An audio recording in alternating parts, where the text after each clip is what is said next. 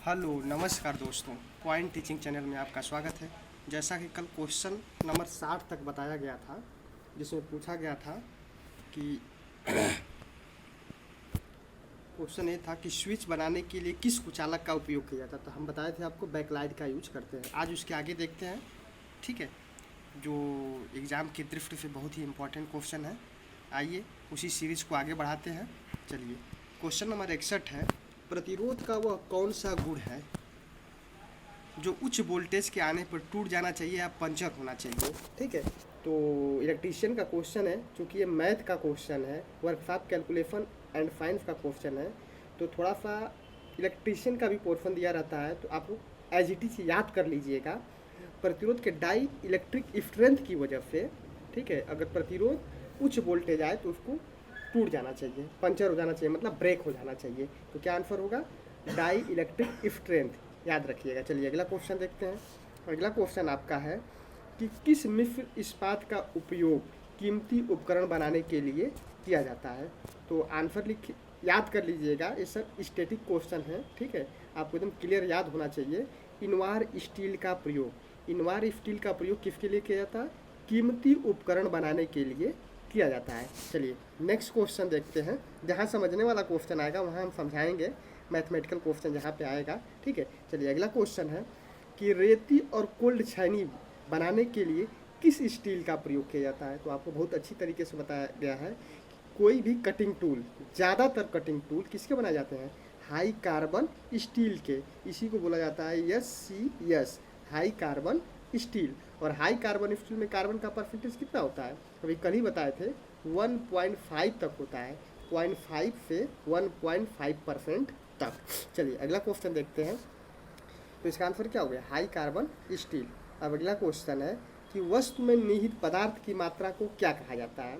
ठीक है, तो वस्तु में निहित पदार्थ की मात्रा को उसका द्रव्यमान कहा जाता है, मास। मास की डिफिनीशन ही यही होती है कि वस्तु में उपस्थित पदार्थ की मात्रा क्या कहलाती है? द्रव्यमान कहलाती है। ठीक, अब अगला क्वेश्चन देखते हैं, क्वेश्चन नंबर 65। और आयतन जानते हैं, ठीक है, जितना उसके अंदर कोई वस्तु रखी जा सके, जैसे बाल्टी, बाल्टी का आयतन क्या होगा? उसके अंदर जितना पानी आएगा वही बाल्टी का आयतन होगा, ठीक है।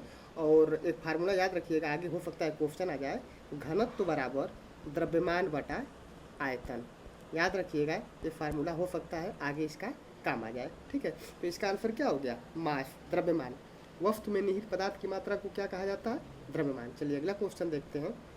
अगला क्वेश्चन है, वह कौन सा बल है जिसके कारण कोई भी वस्तु पृथ्वी के केंद्र की ओर आकर्षित होती है। तो कौन सा बल है? उसी को बोलते हैं वेट, ठीक है, गुरुत्वीय बल बोला जाता है, ठीक है, या गुरुत्वाकर्षण बल बोला जाता है, ठीक है। उसी की वजह से हर वस्तु, यानी अपने भार की वजह से, क्योंकि हम जानते हैं W बराबर mg, ऐसी को बोलते हैं वेट, ठीक है। यहाँ जो जी है गुरुत्वीय त्वरण यानी गुरुत्वाकर्षण बल की वजह से कोई भी वस्तु पृथ्वी के केंद्र की ओर क्या होती है? आकर्षित होती है। Answer number B. चलिए अगला क्वेश्चन देखते हैं। याद रखिएगा W बराबर mg, इसमें जी आ रहा है, इसका मतलब जी किसे कहते हैं? गुरुत्वीय त्वरण जी को कहते हैं, ठीक है, जिसका मान क्या होता है? 9.8 मीटर प्रति सेकेंड स्क्वायर, यानी गुरुत्वीय त्वरण या त्वरण का मात्रक क्या होता है? मीटर प्रति सेकेंड स्क्वायर। बीमा की बात करें तो LT के घात -2। तो याद रखिएगा इसका आंसर क्या होगा? वेट की वजह से। देखिए बहुत ही टेक्निकल क्वेश्चन है, आप सोचते रह जाएंगे, आंसर नहीं कर पाएंगे। चलिए अगला क्वेश्चन देखते हैं। अगला है कि किस पदार्थ के द्रव्यमान प्रति इकाई आयतन को क्या कहा जाता है। क्वेश्चन नंबर 66 है, उसी को घनत्व कहा जाता है, जैसे अभी हम बताए थे, इसीलिए पहले ही बता दिए थे, घनत्व बराबर द्रव्यमान बटा आयतन।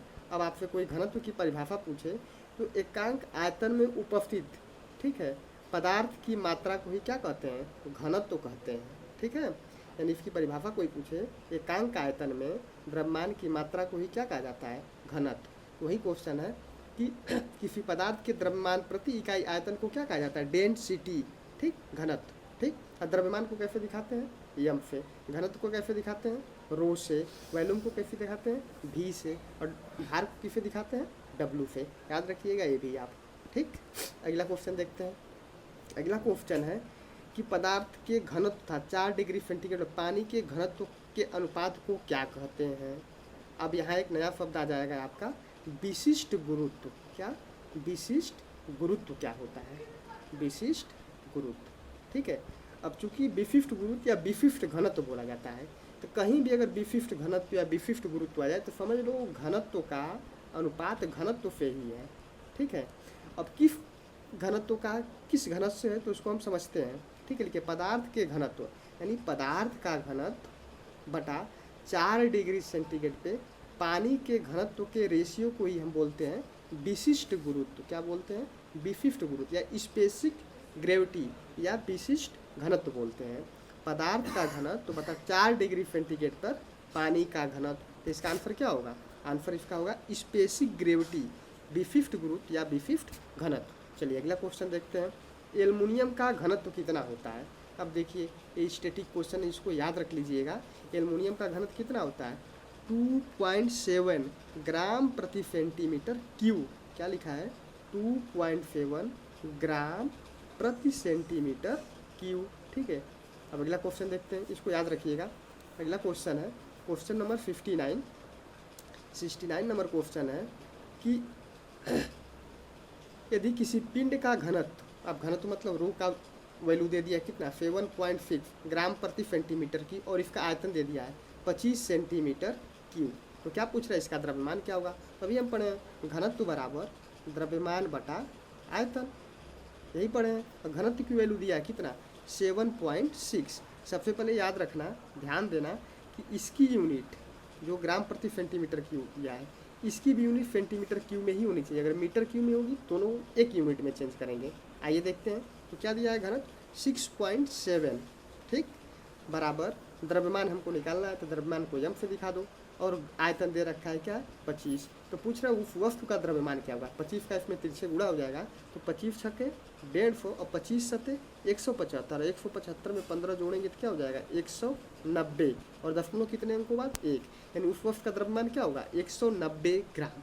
आया समझ में क्वेश्चन? तो आंसर नंबर 1 होगा। ऐसा क्वेश्चन आपके एग्जाम में आ सकता है, ठीक है। बस याद रखिएगा, बस इम्पॉर्टेंट चीज़ यही है कि अगर यहाँ देख रहे हो 7.6 ग्राम प्रति सेंटीमीटर क्यूब है, तो ये भी वैल्यू सेंटीमीटर क्यूब में होनी चाहिए। अगर मीटर क्यूब में है तो दोनों को एक यूनिट में चेंज कर लेंगे, ठीक। और उसका आंसर जो भी आएगा ग्राम में आएगा। अगर यहाँ पे किलोग्राम प्रति सेंटीमीटर क्यूब है और यहाँ पे सेंटीमीटर क्यूब है, तो उसका आंसर किलोग्राम में आएगा। बस फार्मूला याद रखिए, घनत्व बराबर द्रव्यमान बटा आयतन, ठीक है। तो इसका आंसर क्या होगा? Answer number A. चलिए अगला क्वेश्चन देखते हैं। अगला क्वेश्चन है आपका, यदि ठोस का घनत्व 19.5 सेंटीमीटर है तो ठोस का विशिष्ट गुरुत्व कितना होगा? अभी हम पढ़े विशिष्ट गुरुत्व बराबर क्या होता है? ठोस का घनत्व, ठीक है, बटा 4 डिग्री सेंटीग्रेड पर पानी का घनत्व, ठीक है। ठोस का घनत्व बटा 4 डिग्री सेंटीग्रेड पे पानी का घनत्व, यही क्वेश्चन पढ़े थे, ठीक। तो अब 4 डिग्री सेंटीग्रेड पे पानी का घनत्व क्या होता है? 4 डिग्री सेंटीग्रेड पे पानी का घनत्व होता है,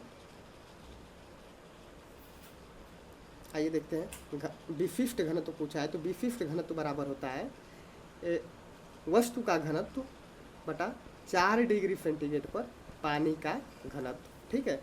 तो वस्तु का घनत्व कितना दिया है? दे रखा है वस्तु का घनत्व 19.5 ग्राम प्रति सेंटीमीटर क्यूब, और 4 डिग्री सेंटीग्रेड पे पानी का घनत्व होता है 1 ग्राम प्रति सेंटीमीटर क्यूब, 1 ग्राम प्रति सेंटीमीटर क्यूब। इसकी वैल्यू दिया है 19.5 ग्राम प्रति सेंटीमीटर की। इस यूनिट से इस ए वाली यूनिट कट जाएगी, और 19.5 में 1 का भाग देंगे तो आंसर क्या आएगा? 90.5 ही आएगा, यानी विशिष्ट गुरुत्व क्या हो जाएगा? 90.5।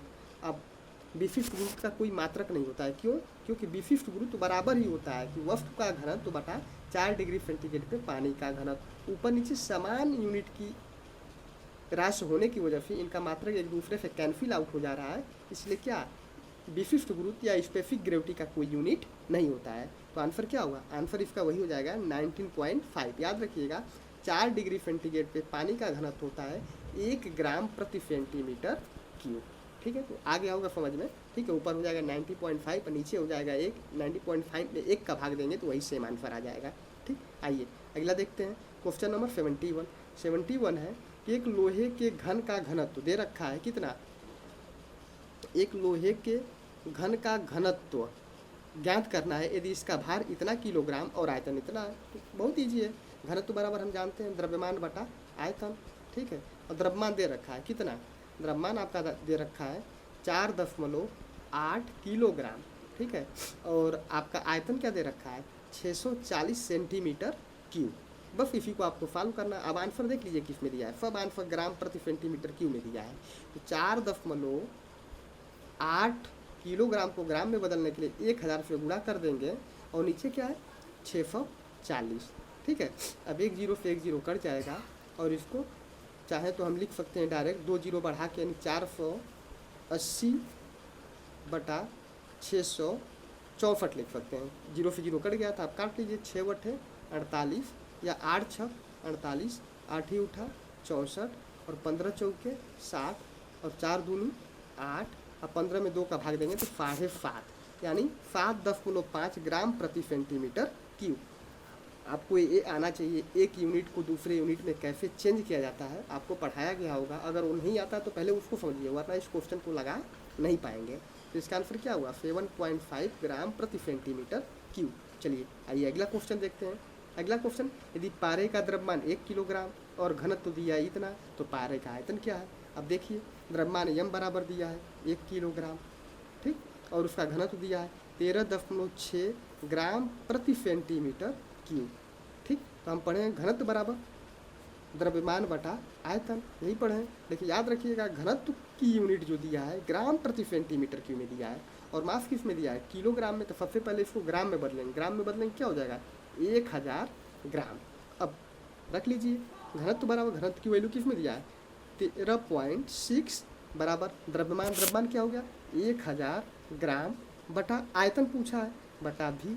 अब भी इधर चला जाएगा, 13.6 का इसमें भाग करेंगे तो फाइनली भी बराबर क्या हो जाएगा 1000 ग्राम बटा 13.6 ग्राम प्रति सेंटीमीटर क्यूब, ठीक। सेंटीमीटर क्यूब ऊपर चला जाएगा, ग्राम से ग्राम कट जाएगा, और इसका इसमें भाग करेंगे तो आपका आंसर आ जाएगा ए। भाग करके देखिएगा, बहुत आसान है। 1000 में 13.6 का भाग करना है, तो भाग करेंगे तो आएगा 73.53 सेंटीमीटर क्यूब। देखिए इसको भाग करना बहुत ज़रूरी है, सब आंसर एक दूसरे से मिलता जुलता है, बस 0.1 का अंतर है, ठीक है। तो इसको दशमलव तक भाग देना ही पड़ेगा, ठीक है। हम भाग नहीं दे रहे हैं, बस आपको 1000 में 13.6 का भाग देना है, तो आप देखेंगे आंसर नंबर ए आएगा। चलिए अगला क्वेश्चन देखते हैं। अब देखिए कितना इंपॉर्टेंट चीज़ हो गया, घनत्व बराबर द्रव्यमान बटा आयतन। बस याद रखना है कि सारी क्वांटिटी एक ही यूनिट में होनी चाहिए, ठीक है। अगला क्वेश्चन देखते हैं। अगला क्वेश्चन आपका है कि यदि किसी वस्तु पर 15 सेंटीमीटर का बल लगाने से वस्तु 2.5 सेंटीमीटर प्रति सेकेंड त्वरित वस्तु का द्रव्यमान पूछ रहा है। देखिए भैया क्या बोल रहा है, यदि किसी वस्तु पर what is the mass in gram if a force of 15 dyne acting on a mass m पर एफिलेशन इतना। अब बोल रहा है कि बल जो है एफ की वैल्यू दे दिया है कितना 15 डाइन का लगाया जा रहा है, ठीक है। और वस्तु में त्वरण ए की वैल्यू दे रखा है क्या 2.5 सेंटीमीटर प्रति सेकेंड स्क्वायर, यही दे रखा है।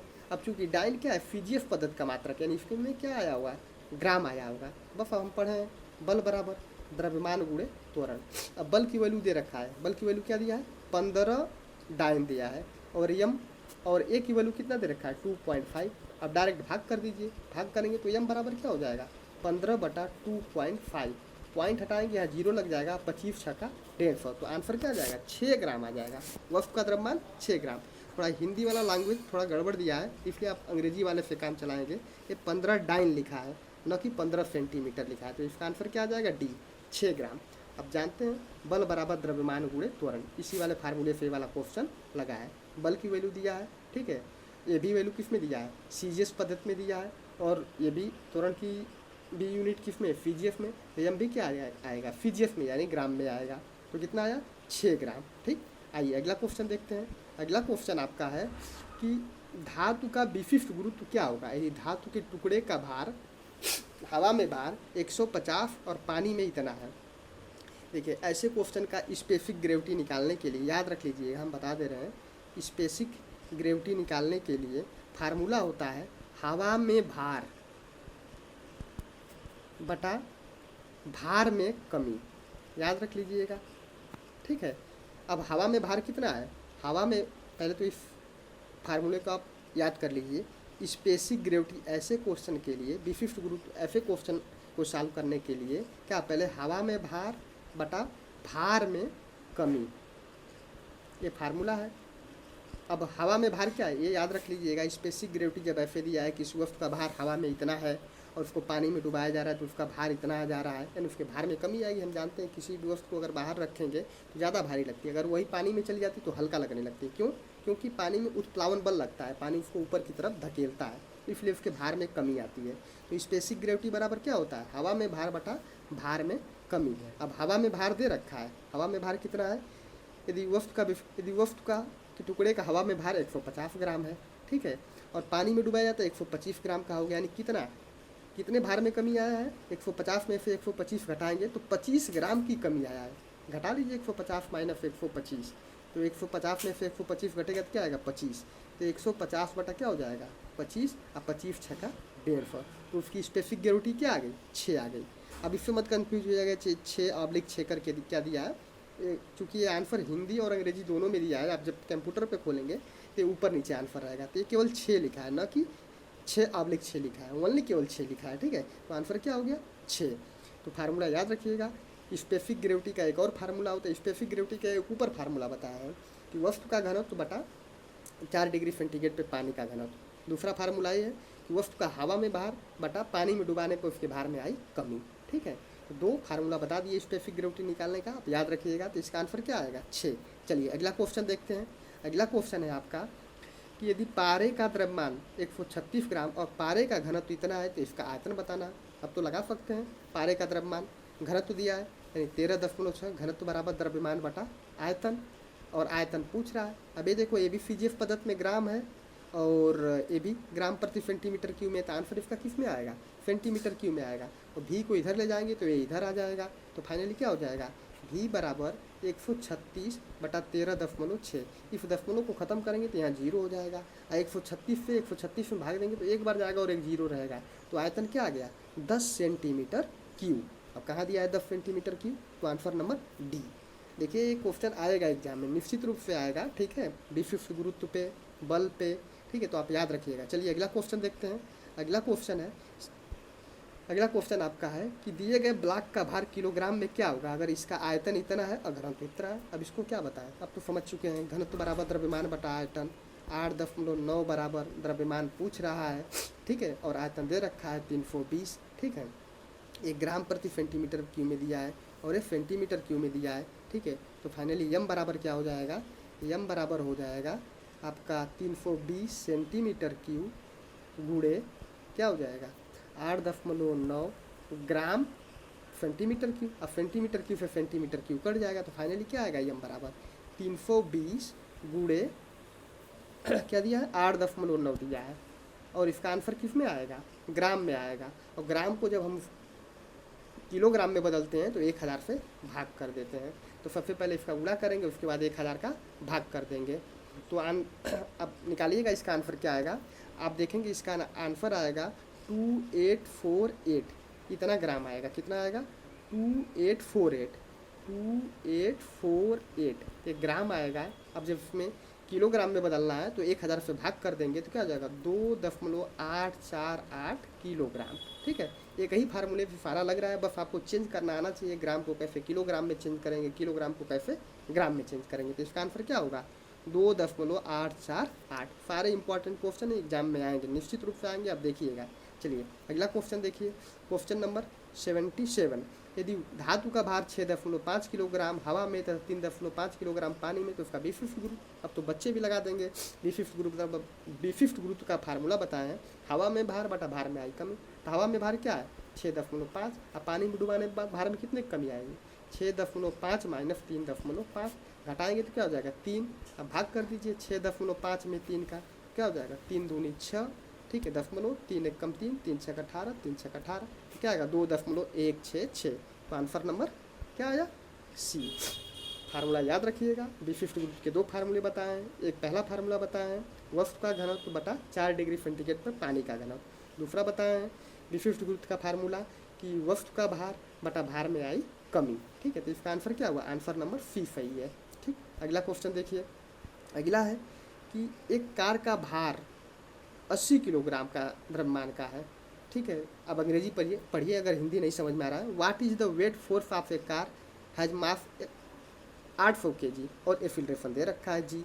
बस पूछ रहा है कि वस्तु का भार W क्या होगा। अगर द्रव्यमान दिया है 800, ठीक है, और गुरुत्वीय त्वरण का मान दिया है 9.8, तो हम भार W बराबर क्या पढ़े हैं m जी। अब इसका गुणा कर देंगे, डायरेक्ट क्या आ जाएगा आंसर। इसका आंसर क्या होगा अब देखिएगा 70, बस गुणा करना है 800 गुणे 9.81 का। हम करके बता भी दे रहे हैं 800 गुणे 9.81, चूँकि अब इसको लिख सकते हैं 8 गुणे 100 गुणे 9.81। 100 का इसमें गुणा करेंगे तो दशमलव खत्म हो जाएगा, तो फाइनली आंसर क्या आएगा 8 गुणे 9 सौ 81। गुणा करेंगे तो 8 एकम 8 और 8 ही उठा 64, 8 9 72, 72 6 78, तो क्या आएगा 78 48। कहीं दिया है आंसर? जी हाँ दिया है, पहला ही आंसर है। कौन सा आंसर? Number A. कौन सा आंसर है? ए, 78 48। ठीक है, वही W बराबर एम जी वाला फार्मूला लगाइए, एम की वैल्यू दिया है, जी की वैल्यू दिया है, गुणा कर दीजिए, आ जाएगा आंसर। ज़्यादा कैलकुलेटिव क्वेश्चन है, बहुत छोटे छोटे हैं, आप याद रखिएगा और फॉलो करिएगा। चलिए अगला क्वेश्चन देखते हैं। अगला क्वेश्चन आपका है गति का सूत्र क्या है। भाई गति बराबर हम क्या जानते हैं? अरे स्पीड, चाल बराबर दूरी बटा समय, चाल बराबर दूरी बटा समय, यही फार्मूला होता है, चाल बराबर दूरी बटा समय। तो पूछा है गति का सूत्र क्या है? तय की गई दूरी, चाल बराबर दूरी बटा समय, पहला ही है। एक तो ये होता है स्पीड का फार्मूला पूछता है तो दूरी बटा समय, एक पूछता है वेलोसिटी, ठीक है, तो वेलोसिटी का फार्मूला होता है विस्थापन बटा समय। क्या होता है? विस्थापन बटा समय। चलिए अगला क्वेश्चन देखते हैं, तो इसका आंसर क्या हुआ? इसका आंसर ए हुआ। अगला क्वेश्चन देखते हैं। अगला है गति की इकाई क्या होती है। लो भैया, अभी स्पीड बराबर हम क्या पढ़े हैं? स्पीड बराबर हम पढ़े हैं चाल बराबर दूरी बटा समय। और दूरी का किसका, दूरी का मात्रक क्या होगा? दूरी का मात्रक मीटर और समय का मात्रक सेकंड। इसकी इकाई क्या हो जाएगी? मीटर प्रति सेकंड। ठीक है, तो क्लियर।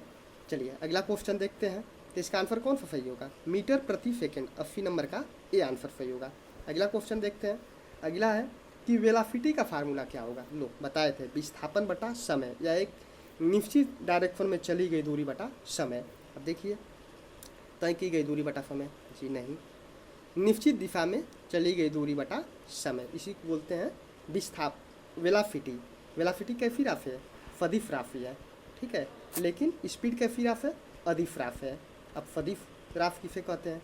सदिश राशि उसे कहते हैं जिसमें परिमाण और दिशा दोनों हो, ठीक है, और अदिश राशि किसे कहते हैं? जिसमें परिमाण तो हो लेकिन दिशा न हो। तो स्पीड कैसी राशि है? अदिश राशि है। स्पीड कैसी राशि है? अदिश राशि है। वेलोसिटी कैसी राशि है? सदिश राशि है, ठीक है। दोनों का फार्मूला एक ही होता है, बस थोड़ा सा अंतर ये है कि स्पीड बराबर होता है चाल, स्पीड बराबर होता है दूरी बटा समय, और वेलोसिटी बराबर होता है विस्थापन बटा समय। वेलोसिटी को हिंदी में वेग बोलते हैं। और दोनों का मात्रक भी एक ही होता है, क्या होता है? मीटर प्रति सेकेंड, और उसका भी मात्रक क्या होगा वेलोसिटी का? मीटर प्रति सेकेंड। दोनों की बीमा भी एक ही होगी, LT के घात -1, और इसकी बीमा LT के घात -1। बस अंतर ये है वेलोसिटी और स्पीड में, वेलोसिटी किसी भी डायरेक्शन में चली गई दूरी, स्पीड किसी भी डायरेक्शन में चली गई दूरी बटा समय को हम स्पीड कहते हैं, लेकिन वेलोसिटी एक निश्चित डायरेक्शन में, हमको डायरेक्शन का ज्ञान होना चाहिए किस दिशा में जा रहे हैं, तो उसे बोलते हैं वेलोसिटी। तो इसका आंसर क्या होगा? निश्चित दिशा में दूरी बटा समय। चलिए अगला क्वेश्चन देखते हैं, क्वेश्चन नंबर 82। वेग की इकाई क्या होगी? अभी बताएं वेलोसिटी की इकाई क्या होगी? मीटर प्रति सेकेंड, तो आंसर नंबर ए। चलिए अगला क्वेश्चन देखते हैं। अगला क्वेश्चन आपका है क्वेश्चन नंबर, आपके लिए 200-300 क्वेश्चन हम रखे हैं, एग्ज़ाम के पहले कराने के लिए सोच रहे हैं। थोड़ी तबीयत ख़राब चल रही है, देखते हैं कर पाते हैं कि नहीं। 84 तक बताए थे आपको, ठीक है, 82 तक बताए थे। अगला क्वेश्चन है 83 क्वेश्चन है, जिस वस्तु का परिणाम लिखा है what is the called if body possess only magnitude or size alone. वही करा, अगर किसी कोई वस्तु है केवल उसमें परिमाण हो, दिशा न हो, केवल ओनली मैग्नीट्यूड हो, दिशा न हो, तो ऐसी राशि को क्या बोलते हैं? अदिश राशि, बता चुके अभी। चलिए अगला क्वेश्चन, परिणाम और दिशा दोनों हो तो उसे क्या बोलते हैं? सदिश राशि, वेक्टर क्वांटिटी, ठीक है। और केवल परिमाण हो तो उसे बोलते हैं स्केलर क्वांटिटी, ठीक है। चलिए, तो इसका आंसर क्या सही होगा? इसका आंसर सी सही होगा और इसका आंसर डी सही होगा। चलिए अगला क्वेश्चन देखते हैं। अगला क्वेश्चन है क्वेश्चन नंबर 85। किसी वस्तु में विस्थापन की दर को क्या कहते हैं? किसी वस्तु में विस्थापन की दर, भाई विस्थापन की दर मतलब विस्थापन बटा समय, ठीक है। इसी को हम बोलते हैं वेलासिटी। वेलासिटी मतलब वेग। क्या बोलते हैं? वेलासिटी या वेग। इसका आंसर क्या होगा? डी, ठीक है। किसी वस्तु में विस्थापन की दर को क्या कहते हैं? वेग कहते हैं। किसी वस्तु में दूरी या हाँ, किसी वस्तु में दूरी परिवर्तन की दर को क्या कहते हैं? उसे चाल कहते हैं, गति कहते हैं, ठीक है। अब विस्थापन के परिवर्तन की दर को वेग कहते हैं। ये चाल कैसी राफ है? अधिक राफ। वेलासिटी कैसी राफ है? सदिश राफ, ठीक। सदिश राफ किसे कहते हैं? जिसमें परिमाण और दिशा हो। अधिक राफ किसे कहते हैं? जिसमें केवल परिमाण हो। ऊपर सारे क्वेश्चन आ चुके हैं, फिर रिवीजन कर लीजिएगा अच्छे से बुक से। अगर जिसको यहाँ से नहीं समझ में आया, इंपॉर्टेंट है, एक क्वेश्चन निश्चित रूप से पूछेगा। चलिए अगला क्वेश्चन देखते हैं। अगला क्वेश्चन है आपका कि यदि कोई वस्तु अपने परिवेश के संबंध में अपनी स्थिति को नहीं बदलता है तो उसे क्या बोलेंगे? ठीक, क्या बोलेंगे भैया? बताइए, सोच के बताइए। 86 बोलेंगे वस्तु का विश्राम में होना, ठीक है। कहने का मतलब यह है, अगर कोई वस्तु अपने आसपास के चीज़ों, अपने आसपास रखी हुई वस्तुओं की स्थिति से अपना स्थान नहीं बदलता है तो इस दोनों को एक दूसरे का क्या बोला जाएगा? विश्राम अवस्था बोला जाएगा। यानी कोई वस्तु अपने परिवेश के संबंध में अपनी स्थिति में कोई परिवर्तन न करे तो उसे हम क्या बोलते हैं? वो वस्तु रेस्ट में है, मतलब स्थिर है। तो इसका आंसर क्या होगा? डी। अगर वही अपने परिवेश में रखी हुई चीज़ों से अब की तुलना में अपनी स्थिति को बोल दिया जाता है तो उसे बोला जाता है बॉडी इन मोशन, ठीक है। तो इसका आंसर क्या होगा? Body at rest. चलिए अगला क्वेश्चन देखते हैं। Question number 87। यदि कोई वस्तु अपने परिवेश के समय अपनी स्थिति को बदलता है तो उसे क्या बोलेंगे? बॉडी इन मोशन, ठीक है। देखिए छोटे छोटे क्वेश्चन है, हर जगह पूछते हैं लेकिन लोग कंफ्यूज हो जाते हैं, ठीक है। इसका आंसर बी। चलिए अगला क्वेश्चन देखते हैं। अगला क्वेश्चन है आप, उस वस्तु का वेग क्या है जो 21 सेकंड में एक रेखा में 168 मीटर की दूरी तय करता है? अभी पढ़ें, वेग बराबर, ठीक है, या चाल बराबर क्या पढ़ें? दूरी बटा समय। तो दूरी दे रखा है 168 और समय दे रखा है 21, बस भाग कर लीजिए, आ जाएगा आंसर। करते हैं, 7 त्रिके 21, 7 दूनी 14 और 7 चौक 28 और 3 बड़े 24। तो उसका वेग, वेलोसिटी या स्पीड क्या होगा? 8 मीटर प्रति सेकेंड। तो आंसर नंबर डी, ठीक। चलिए अगला क्वेश्चन देखते हैं। वेग बराबर क्या हम पढ़े हैं? चाल बराबर क्या पढ़े हैं? दूरी बटा समय। दूरी दे रखा है और समय दे रखा है तो हम निकाल लिए, कितना आया? फिर से लगा दे रहे हैं। चाल बराबर दूरी बटा समय। दूरी दे रखा है 168, समय दे रखा है 81, कट जाएगा 8 बार में तो 4 वाला, तो क्या हो जाएगा आंसर? चाल बराबर 8 मीटर प्रति सेकेंड। तो आंसर नंबर बी। चलिए अगला क्वेश्चन देखते हैं। अगला है, एक 80 मीटर लंबी ट्रेन की गति क्या होगी जो 20 सेकेंड में 120 मीटर लंबे प्लेटफार्म को पार करती है? बस वही क्वेश्चन क्या है? चाल बराबर दूरी बटा समय। अब इसमें दूरी क्या हो जाएगी? ट्रेन की लंबाई प्लस पुल की लंबाई, ठीक, ये पूरी दूरी होगी। अब बटा समय। अब ट्रेन की लंबाई क्या दिया है? ठीक है, ट्रेन की लंबाई 80 मीटर है और पुल की लंबाई क्या है? 120 मीटर है। ये तो हो गई पूरी दूरी और समय क्या है? 20 सेकेंड, ठीक। 120 में 80 जोड़ेंगे तो क्या हो जाएगा? 200 और 200 में 20 का भाग करेंगे तो क्या आ जाएगा? 10, यानी 10 मीटर प्रति सेकेंड। तो इसका आंसर क्या होगा? 10 मीटर प्रति सेकेंड। देखिए क्या दिया है, एक 80 मीटर लंबी ट्रेन की गति क्या होगी जो 20 सेकेंड में 120 मीटर लंबे प्लेटफार्म से गुजरती है? What is the speed of a train 80 metre long train passes a railway station 120 metre length in 20 second, ठीक है। तो अच्छा, तो आंसर क्या आया था? 200/20, तो 10 मीटर प्रति सेकेंड आया था, ठीक है। और सारा आंसर किस में दिया है? किलोमीटर प्रति घंटा में दिया है, ठीक है। तो मीटर प्रति सेकेंड को किलोमीटर प्रति घंटा में बदलने के लिए 18/5 से गुणा कर देते हैं। तो 5 दूनी 10 और 18 दूनी 36, तो क्या होगा? 36 किलोमीटर प्रति घंटा। याद रखिएगा, अगर मीटर प्रति सेकेंड है, ठीक है, इसको किलोमीटर प्रति घंटा में बदलना है तो गुणा करते हैं 18/5 से। अगर किलोमीटर प्रति घंटा है, ठीक है, अगर इसको बदलना है मीटर प्रति सेकेंड में तो 5/18 से गुणा करते हैं। तो हमारी चाल भी बराबर क्या आई थी? 10 मीटर प्रति सेकेंड, और सारा आंसर किस में दिया है, किलोमीटर प्रति घंटा में। अब मीटर प्रति सेकेंड को किलोमीटर प्रति घंटा में बदलने के लिए 18/5 से गुणा करते हैं, तो 5 दूनी 10 और 18 दूनी 36, यानी 36 किलोमीटर प्रति घंटा। तो आंसर क्या होगा, डी। चलिए अगला क्वेश्चन देखते हैं। अगला क्वेश्चन, त्वरण के लिए सूत्र क्या होता है। लो भैया, त्वरण का सूत्र क्या होता है, तो हम यहीं पे बता दे रहे हैं। त्वरण किसे कहते हैं, त्वरण को ए से दिखाते हैं, और त्वरण बराबर होता है वेग परिवर्तन बटा समय, यानी v/t। क्या होता है त्वरण का सूत्र, a बराबर v/t। बात करें इसके मात्रक की, तो इसका मात्रक क्या होगा, मीटर प्रति सेकेंड, ठीक है, और इसका मात्रक क्या होगा, बटा सेकेंड। ऊपर वाले का 2 भाग हुआ और नीचे वाला का 2 भाग करेंगे तो सेकेंड बटा 1 हो जाएगा, ये यहाँ जाएगा और ये वाला यहाँ जाएगा, तो फाइनली क्या हो जाएगा, मीटर प्रति सेकेंड स्क्वायर। तो त्वरण का फार्मूला क्या हुआ, वेग परिवर्तन की दर को त्वरण कहते हैं, ठीक है, यानी v/t, और इसका मात्रक क्या होता है, मीटर प्रति सेकेंड स्क्वायर। इसकी बीमा क्या होती है, LT के घात -2, ठीक, 3 चीज़ बता दिए। और त्वरण कैसी राशि है, एक सदिश राशि है, तो याद रखिएगा, ठीक है। तो 4 चीज़ें त्वरण के बारे में याद रखिएगा, ठीक। त्वरण a बराबर v/t, त्वरण का मात्रक मीटर प्रति सेकेंड स्क्वायर, त्वरण की बीमा LT के घात -2, और त्वरण कैसी राशि है, सदिश राशि है। चलिए अगला क्वेश्चन देखते हैं। अगला क्वेश्चन है आपका, अगला क्वेश्चन है क्वेश्चन नंबर 91। किस वस्तु के त्वरण की इकाई क्या होती है, लो अभी बताएं, मीटर प्रति सेकेंड स्क्वायर, चारों चीज़ बताए हैं।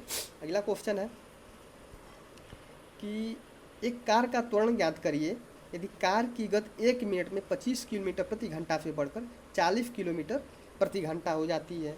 लो अभी क्या बताएं, वेग परिवर्तन की दर बटा समय को हम क्या बोलते हैं, क्या बोलते हैं, त्वरण बोलते हैं। अब पहले उसका वेग क्या था, 25, और बाद में कितना हो गया, 40, तो वेग में परिवर्तन कितना हुआ, 40 - 25, ठीक है, कितना हुआ टोटल का, 15 का। इतना वेग परिवर्तन कितने मिनट में हुआ है, 1 मिनट में। तो 1 मिनट में तो 15/1 किस में आ रहा है, किलोमीटर प्रति घंटा में आ रहा है। याद रखिएगा, सारा से आंसर किस में दिया है, मीटर प्रति सेकेंड स्क्वायर में दिया है। तो 15 किलोमीटर प्रति घंटा को किस में बदलेंगे, मीटर प्रति सेकेंड में बदलेंगे। तो मीटर प्रति सेकेंड में बदलने के लिए 5/18 से गुणा करेंगे। अभी हो गया वेग में परिवर्तन किस में, मीटर प्रति सेकेंड में। अब बटा समय क्या है, 1 मिनट में हो रहा था, 1 मिनट को सेकेंड में बदलेंगे तो बटा 60 हो जाएगा। तो फाइनली क्या हो जाएगा, फाइनली हो जाएगा आपका 15 × 5 बटा 60 × 18, ये हो जाएगा आपका 12 × 5 = 60 हो जाएगा, और ये हो जाएगा 3 × 5 = 15, और ये हो जाएगा 3 × 4 = 12, ठीक है, और 18 × 4 = 72, तो 5/72 इसका आंसर आएगा। तो आप देख लीजिएगा, इसका 5 में 72 का भाग करना है, तो आंसर करेंगे तो क्या आएगा, आप इसको देखिएगा, तो आंसर इसका ये आएगा, सी नंबर 0.069, ठीक। समझ गए, नहीं समझे तो फिर से समझिए। त्वरण बराबर होता है वेग परिवर्तन की दर बटा समय। वेग पहले 25 किलोमीटर प्रति घंटा था, फिर बढ़ के कितना हुआ, 40 किलोमीटर प्रति घंटा। तो वेग में परिवर्तन कितने का हुआ, 5 किलोमीटर प्रति घंटा वेग में परिवर्तन हुआ है। चूँकि सारा आंसर मीटर प्रति सेकेंड में दिया है, तो हम बताए हैं किलोमीटर प्रति घंटा को बदलने के लिए 5/18 से गुणा करते हैं। अब ये हुआ वेग में परिवर्तन, और 1 मिनट में इतना वेग में परिवर्तन हो रहा है, ठीक है, यानी बटा कर देंगे 1 मिनट को सेकंड में बदलेंगे तो बटा हो जाएगा 60। अब इसी को सॉल्व करना है, और इसको सॉल्व करने के बाद आपका आएगा 5/72, और इसी को सॉल्व करेंगे तो आंसर नंबर सी आएगा 0.069 मीटर प्रति सेकेंड स्क्वायर। चलिए अगला क्वेश्चन देखते हैं। अगला है, किलोमीटर प्रति घंटा की वेग से चलने वाली कार को 45 सेकंड में विश्राम में लाने में, ठीक है। तो बस यहीं तक रहने देते हैं। ज़्यादातर क्वेश्चन न्यूमेरिकल वाले थे, और सारे क्वेश्चन एग्जाम में आएंगे तो आप कंफ्यूज हो जाएंगे। आपको पता होना चाहिए कि मीटर प्रति सेकेंड को किलोमीटर प्रति घंटा में बदलना है तो क्या करना रहेगा, 18/5 से गुणा। किलोमीटर प्रति घंटा को सेकेंड मीटर प्रति सेकेंड में बदलना है तो आपको पता होना चाहिए कि 5/18 का गुणा। बीमा क्या होती है आपको पता होनी चाहिए, एक्सेलरेशन क्या होता है वो पता होना चाहिए, उसका मात्रक क्या होता है वो पता होना चाहिए, बल का फार्मूला क्या होता है ये पता होना चाहिए, W बराबर क्या होता है mg एक पता होना चाहिए। तो आप चाहें तो ऊपर बुक का हर पेज पढ़ सकते हैं, हर चैप्टर का हर पेज पढ़ सकते हैं, और नहीं तो जिनको समझ में आता है उनको तो केवल मैं प्रैक्टिस करा रहा हूँ, वहीं सारी चीज़ें क्लियर हो जाएगी, ठीक है। अगर समझ में आए तो अच्छे से देखिए, नहीं समझ में आए तो बार बार देखिए, और मेरे चैनल को लाइक और सब्सक्राइब करिए। फिर हम आते हैं कुछ देर में नेक्स्ट वीडियो लेकर। धन्यवाद।